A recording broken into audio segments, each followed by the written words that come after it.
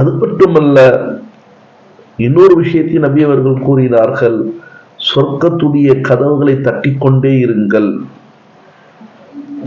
ஆயிஷா ரலியல்லாஹு தஆலா அன்ஹா கேட்கிறாங்க, யா ரசூலல்லாஹ், சொர்க்கத்துடைய கதவை எப்படி தட்டுறதுன்னு கேட்கிறாங்க. அப்போ நபி அவர்கள் சொன்னார்கள், சொர்க்கத்துடைய கதவை தட்டிக்கிட்டே இருக்குதுன்னு சொன்னா அல் ஜூ, பசித்த நிலைன்னு சொன்னாங்க.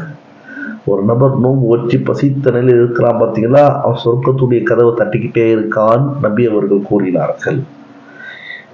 அந்த அளவிற்கு பசித்த நிலைக்கும் ஷைத்தானை தடுக்கக்கூடிய விஷயத்திற்கும் தொடர்பு இருக்கிறது. எனவேதான் நோன்பு ஒரு கேடயம்.